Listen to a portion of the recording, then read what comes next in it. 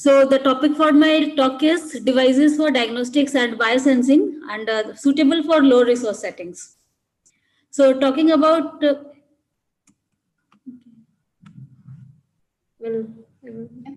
it's not, yeah.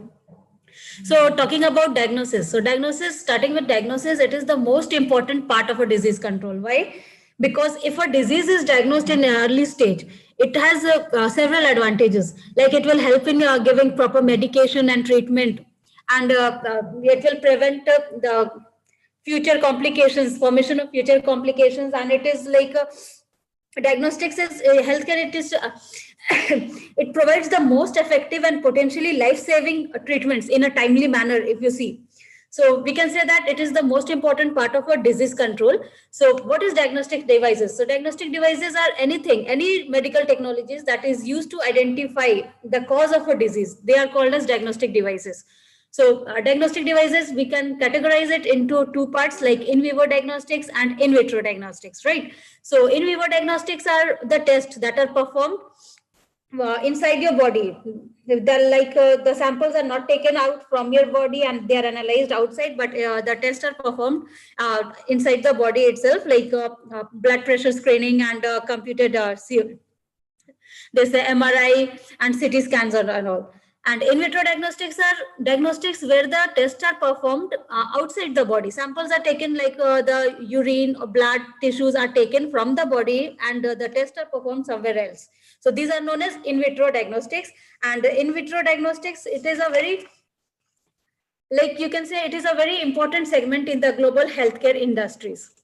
Okay, so I'll be talking mostly about low-cost technologies for medical diagnostics in low-resource settings, because there exist numerous diagnostic technologies suitable for high-income countries, and these are not affordable or compatible with the needs and conditions required in low and middle-income countries. Okay, so because the diagnostic devices or the medical technologies that are like has to be compatible in low-resource settings are quite different from that of the high-income countries.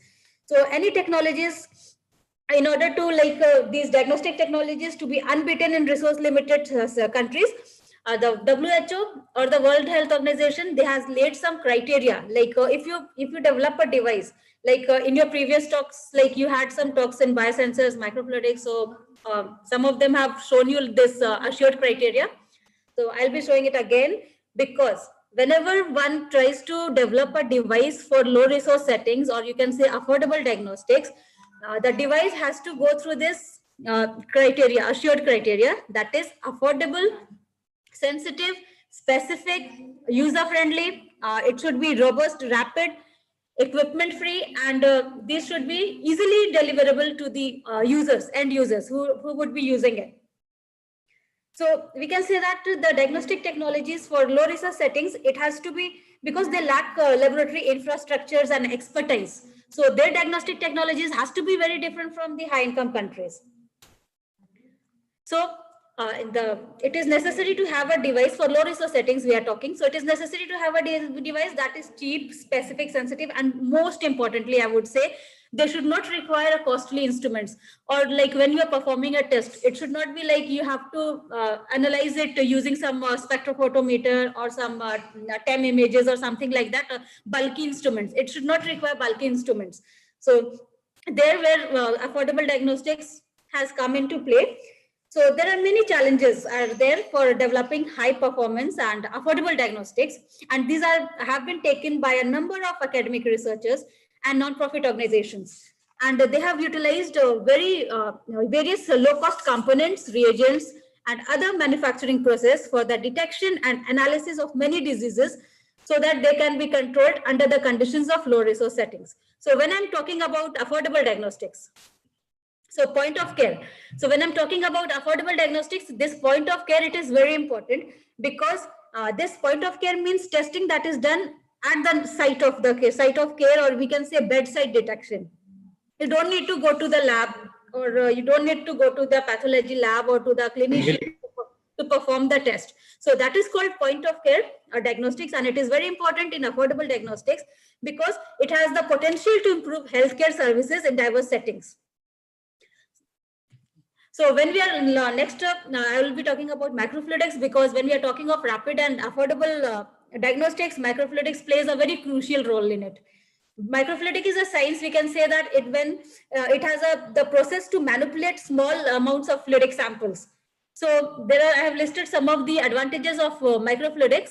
Like what are the advantages? Because it is the most important advantage of microfluidic is that reduction of the sample and reagents volume. From 1000, you can see 1000-fold reduction of reagents and sample volumes. Also, it is portable. It is high throughput results are there. It has improved sensitivity. So the affordable diagnostics and microfluidic devices are related.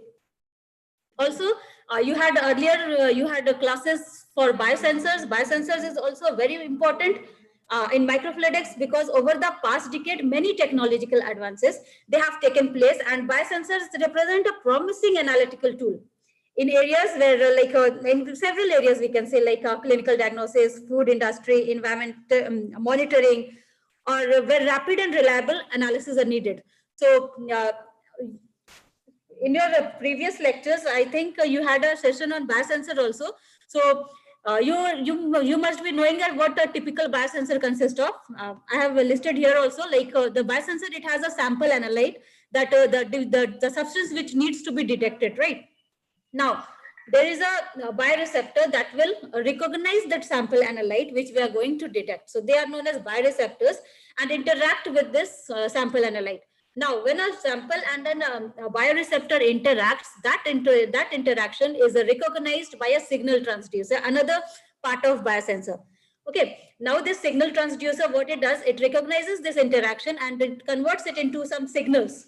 Now, another part of the biosensor is an amplification or detection system, or we can say a display unit that converts these measurable signals into like digital signals or colorimetric signals or different signals that is easily achieved or that is received by the users.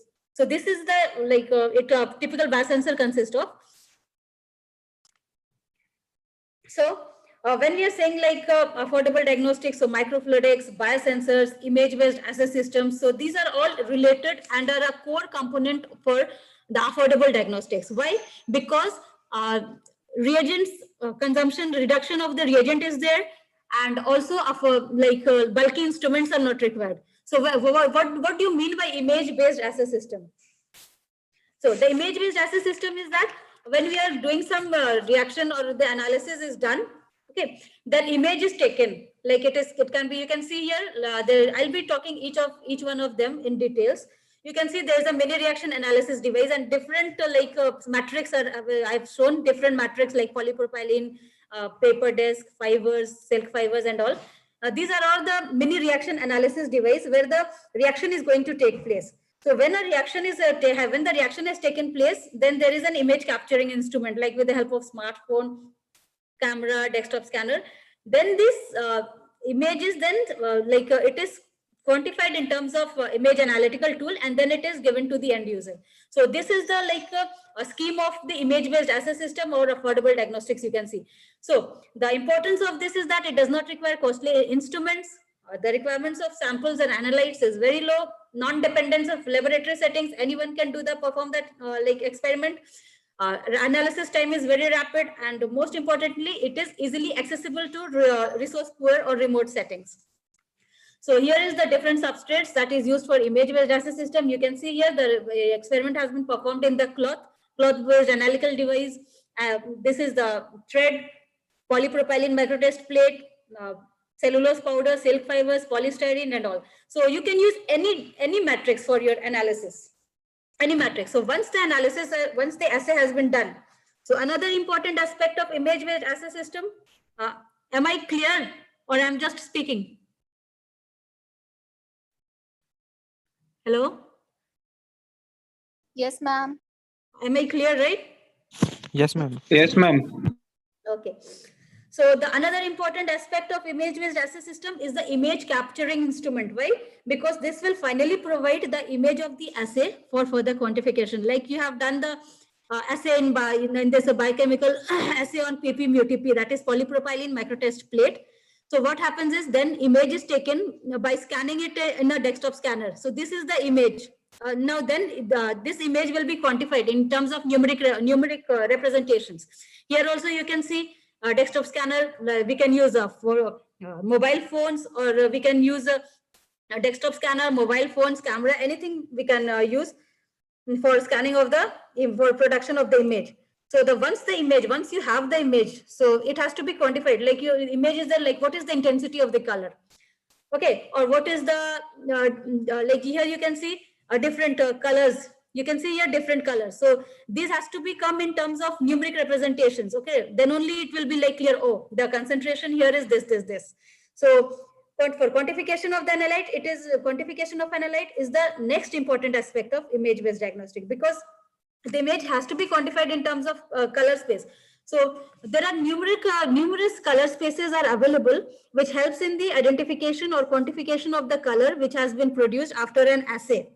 Like there are free softwares are also there, like Image J is there, and then color saturation percentage are there. And if you want to have like, I can provide you the protocol of how to use this Image J. Once you have the color of the assay, you can like get the numeric representation of your color. So I can provide a protocol. If anyone is interested, you can write to me or Megha.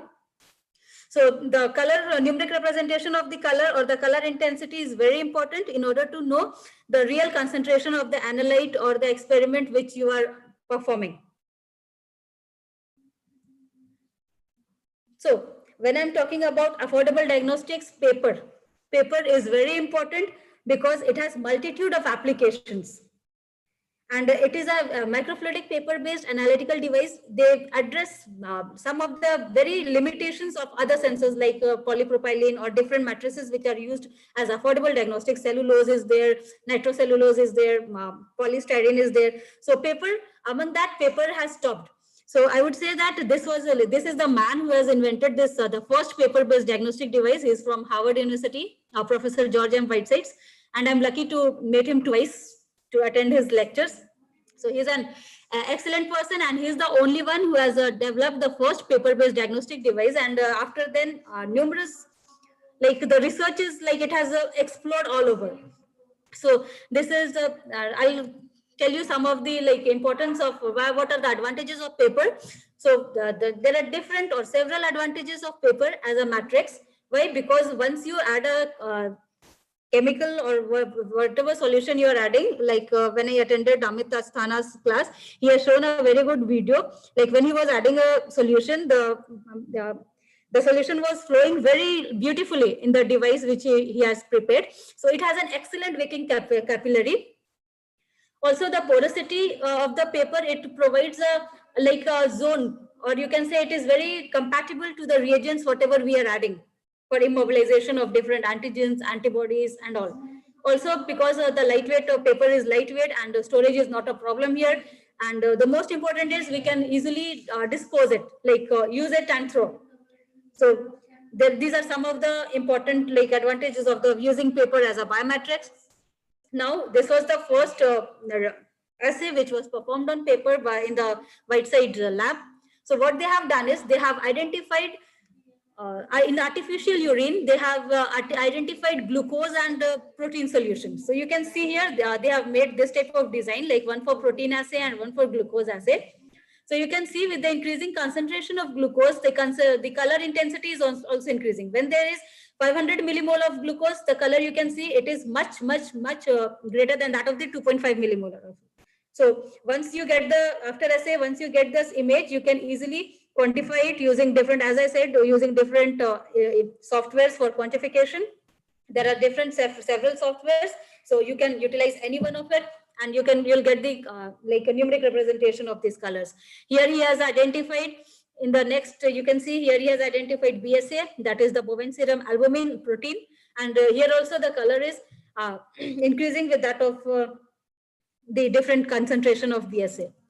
So now you can see here the impact of paper microfluidics on biomedical research. This is a simple, everyone might have seen this glucose meter in their life.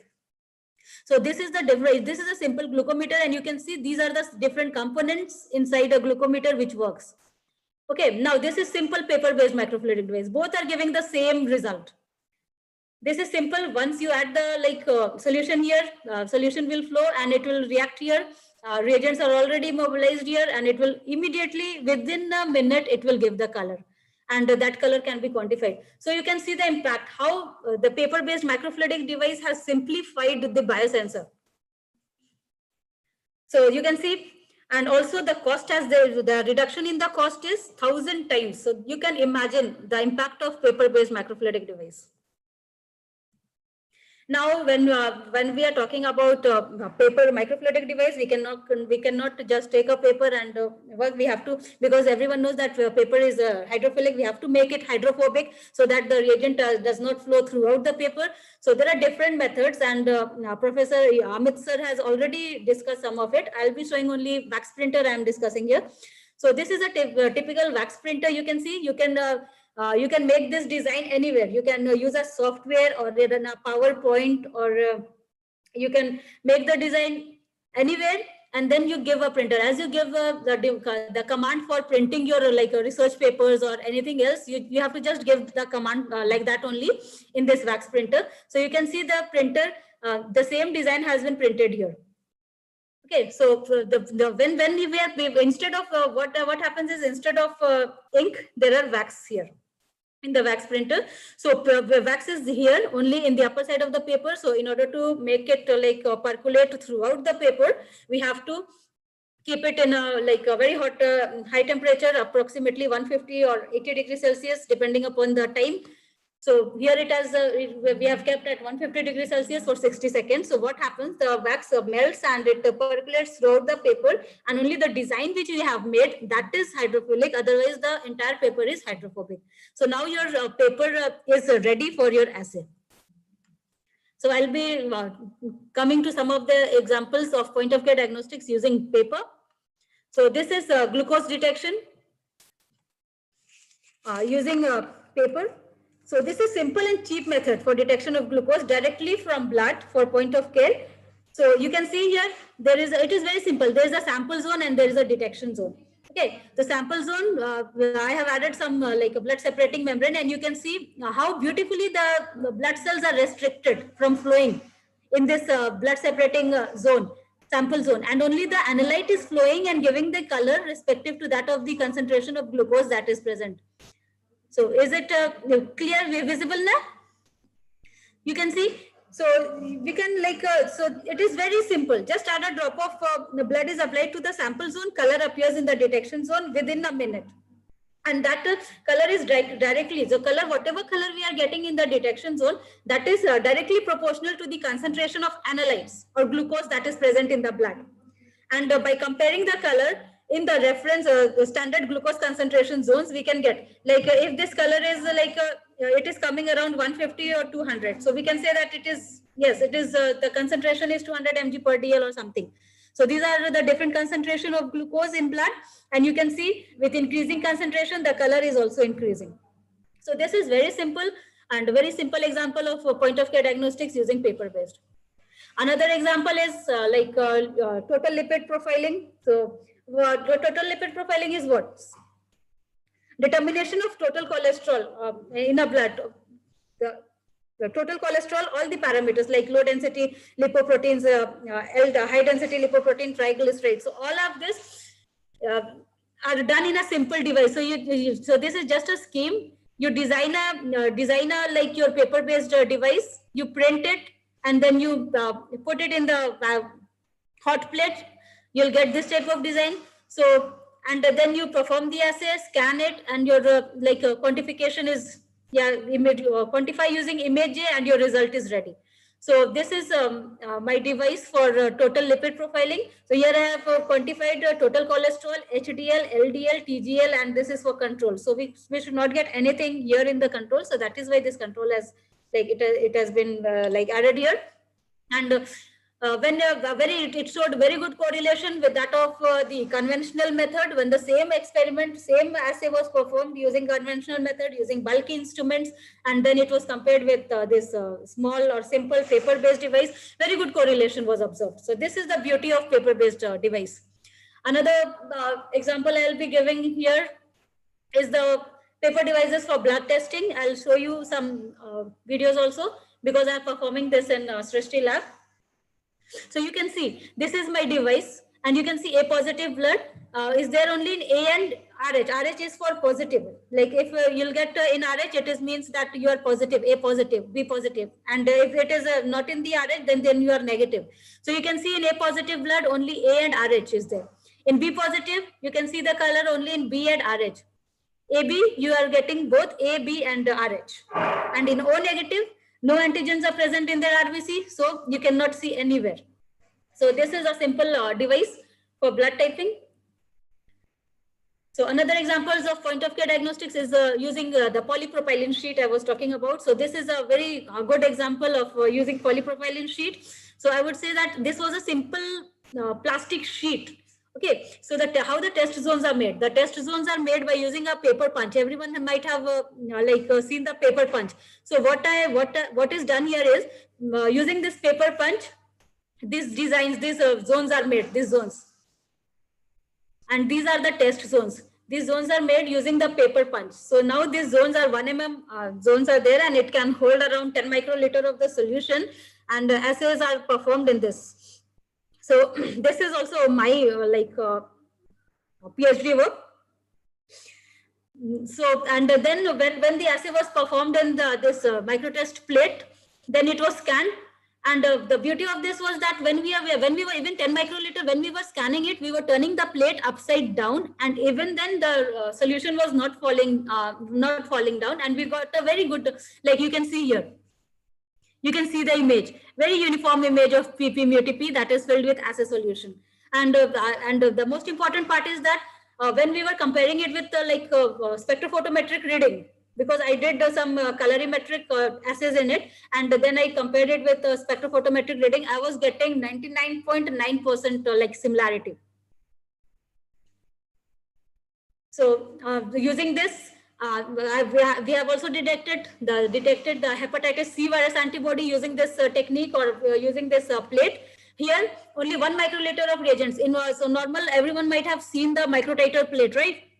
So there the reagent requirement is 100 microliter for performing like any ELISA and some things. But here only 1 microliter of reagent is needed, 1 microliter of analyte is needed, and the specificity of the specificity and sensitivity of this assay system is similar to that of the conventional. So there is a reduction in cost, reduction in time, and reduction in physical activity also. Now, this is, I have also detected ultra fast performed ELISA using microwave. Microwave is used to perform ELISA, that is enzyme linked immunosorbent assay. Okay, conventional ELISA timing, it takes around 18 hours. So I have performed ELISA in a microwave oven, and in just 3 minutes and 50 seconds. And this is the fastest ELISA ever reported in literature. Okay, so the ELISA timing here is using this plate is in 3 minutes and 50 seconds only, and this is the fastest ELISA. And this ELISA, all the ELISA techniques, like if you go through ELISA, what is ELISA? It is like antigen antibody interaction, and it has 4 steps. So all the and the conventional timing is 18 hours. But using this plate and using a microwave oven, I have performed the complete all the 4 process in just 3 minutes and 50 seconds. So another, yes. Thread. Everyone has seen thread, right? Now, thread is also utilized for performance of some microfluidic device. It has been made as a microfluidic device and to perform some assay. Because why? Because it is very simplest. We can say that it is the simplest substrate for low-cost diagnostic. Because it has also it has affordable, low volume, and high tensile strength and durability. And it requires no external power to move for the movement of the fluid. So here we can see that different proteins like proteins, nitrites, ketones are immobilized, and then solution is flown, and you can see different colors after, before and after assay.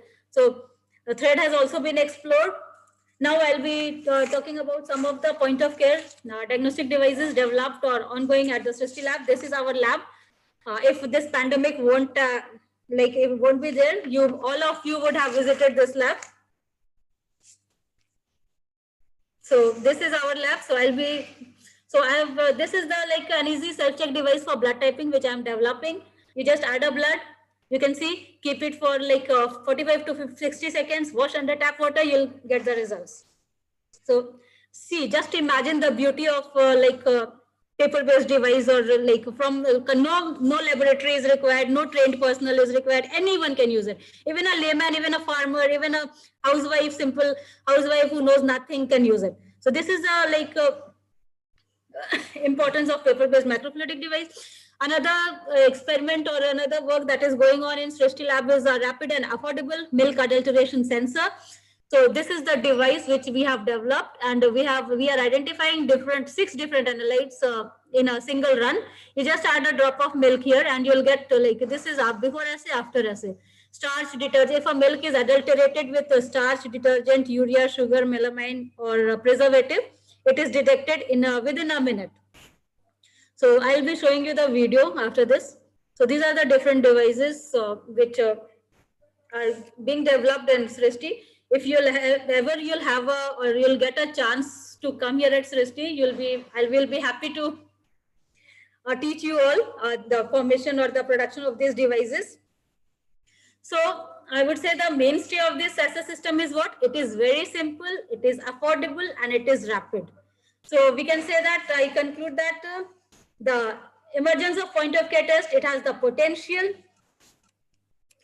to improve healthcare services and diverse settings. It can be easily used in high income countries also. They can also utilize it. It's not that when we are developing this device, it is only for poor health or remote settings. No, even high income countries can make use of it, and definitely it is for affordable or low resource settings. So that's all. I'll play the video first.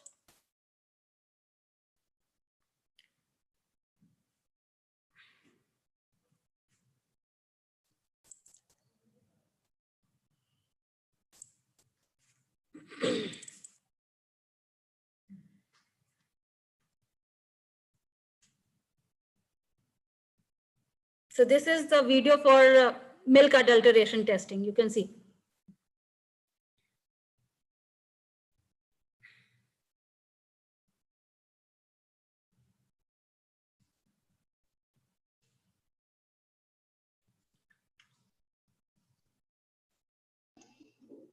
Dr. Shahila, it is not visible actually. Okay, wait. Oh.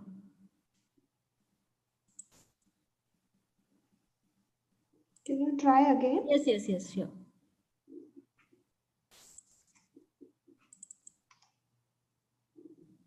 Is it now? Megha, is it visible now? No. No. Screen sharing.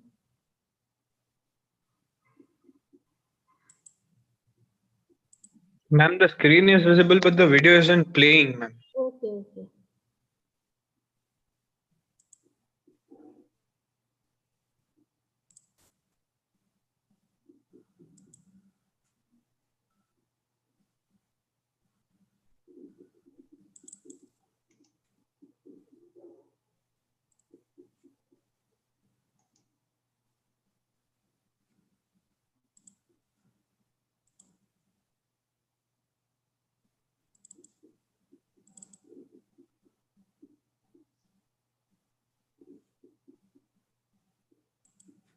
Again.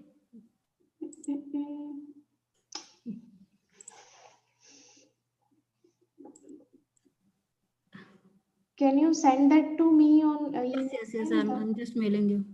Yeah.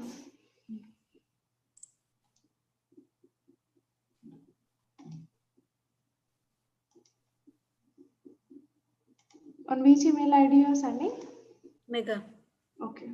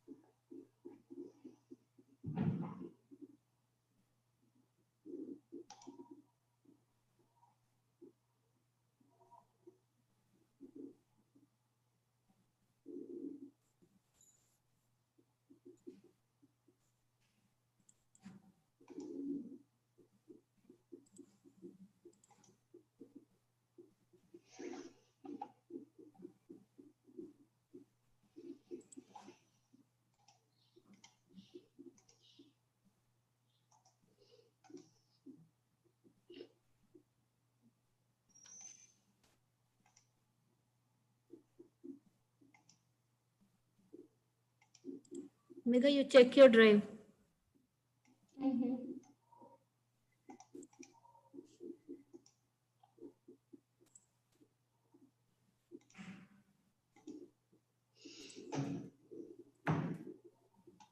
So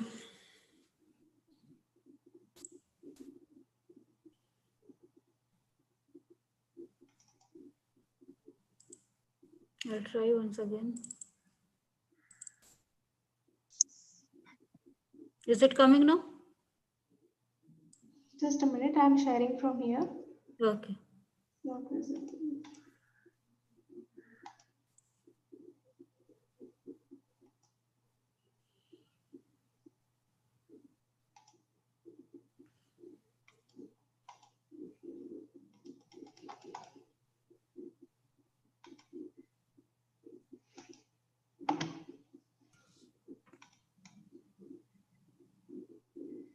Mhm.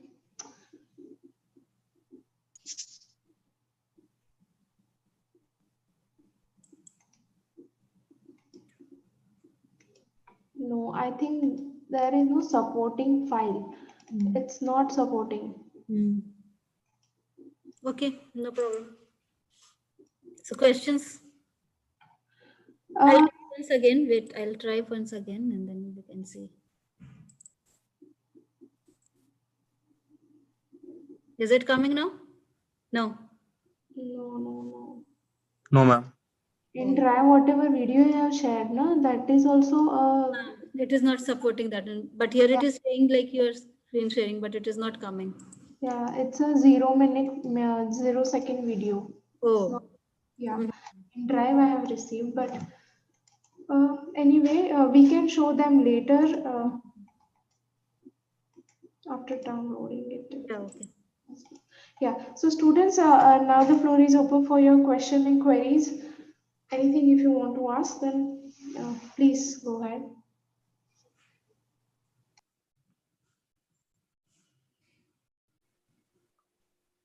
Ma'am, Yes. good afternoon, ma'am. Okay. Ma'am, is the method is that what is the accuracy of this method, ma'am? Did we get the accurate values? Yes, yes. Yes, I've compared I've compared it with the conventional. When I'm performing my experiments, I'm doing it on paper-based devices. In the same time, I'm doing it in the same way as it is done conventionally, and I'm comparing the both the methods. So it is accuracy is 100%. Okay. Ma'am, whether any method is present to differentiate the normal infection and the cancer infection takes place in the mouth cancer, ma'am? Yes, you can design. Yes, you can go through it. There are many devices for this cancer, but I'm not specifically for mouth cancer. It is there or not, I'm not sure. You just Google it, and if it is not there, you go with this proposal. Okay. Okay, ma'am. I have found some of the case studies like the normal mouth infection and the cancer infection was almost same. There is no differentiation by naked eye. So see, there The must be further development may cause to cancer, ma'am. some biomarker in that cancer mouth infection. There must be some biomarkers that is leading to this cancer. So you search for that, and then you immobilize that biomarker. And when you'll be analyzing that biomarker, a colorimetric assay or electrochemical assay, it will give a very good result. So you just first review it. Any biomarkers are there or not? Okay, ma'am. Yes, ma'am. Thank you. Any Good more? afternoon. Yeah. Yeah, ma'am, while detecting blood group by using paper-based instruments, how can you differentiate between O positive and O negative? See, in O positive, you'll be getting in RH, right? But A and B, you won't be getting. But in O negative, you won't be getting even in RH. So that's the difference. Okay, ma'am.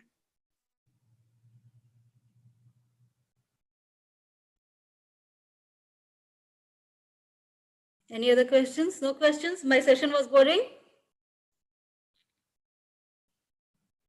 No, ma'am. No, ma'am. No, ma'am. So anyone who is interested in designing this, Megha, they might have received some session for designing protocol for something, right? Right, right. I have shared just yesterday, and I need to, make them understand how to proceed with that. Just I have shared the Excel file of practices. Okay. So we can discuss that also. Right, right. So we can end this session and we can discuss that then. Yeah, just a minute. I am playing this video. I have just opened it. If it is visible, or you can. Yes. There is no volume, right? Yeah. Okay.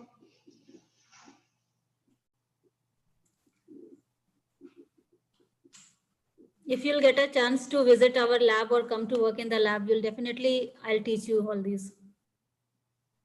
So you just add drop of milk and you'll get a color. So this experiment is under process. We are like standardizing it.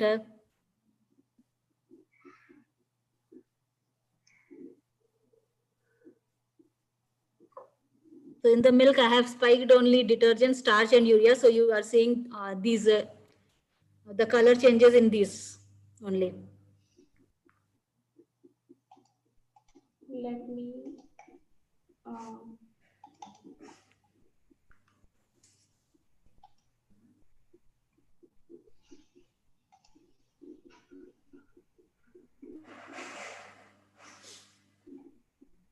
And one thing more, like if you with a A4 size of paper, you can make 40 to 50 devices.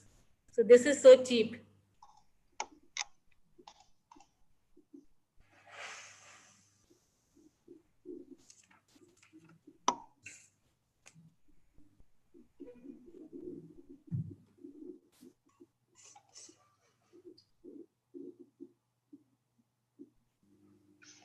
Want to see again? Meanwhile, that video will be.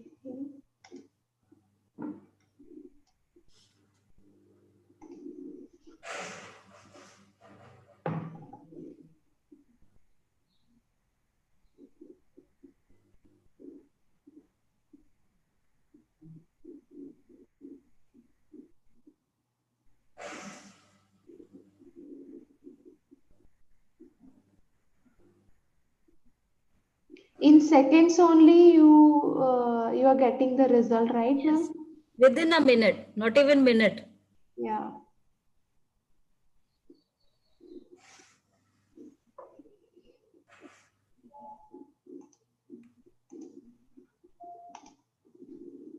So even at home when you are like buying some milk, this is for glucose detection. You see, I'm adding glucose solution in the sample zone. You can see, and there is a detection zone. So my glucose solution will flow. It has already reached and started getting the color. You can see. So within second, it has reached and it is giving color. In the detection zone, I have immobilized reagents or analytes that is specific for glucose solution. So you can see the color formation has started.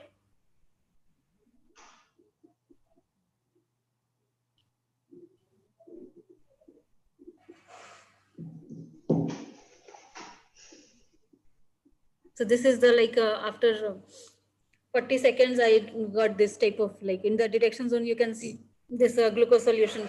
Depending upon the concentration of the analyte, you'll get different shades of the color. So this is like how simple it is. Okay.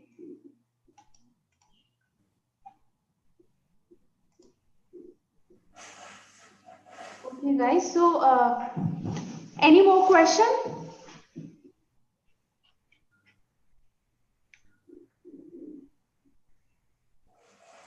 Any idea you have and you want to, go with this type of paper devices or rapid detection devices? You can, anything related to devices, you can discuss with Dr. Shahila.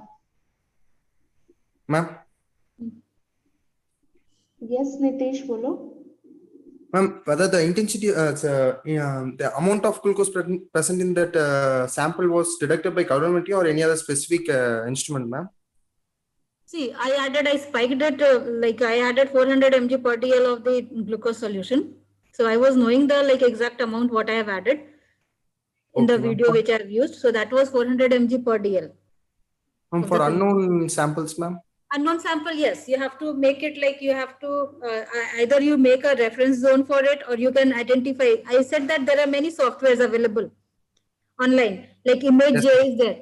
Like when you choose your color zone, detection zone, and when you like take it in the image J, it will give the intensity of the color. So you'll get to know the concentration from there okay, itself. ma'am.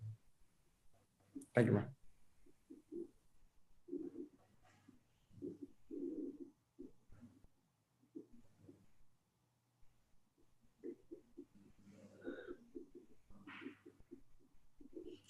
Megha, we can Mhm. discuss then the assignments. Yeah, sure. I'll sharing it with you. So yeah, let me.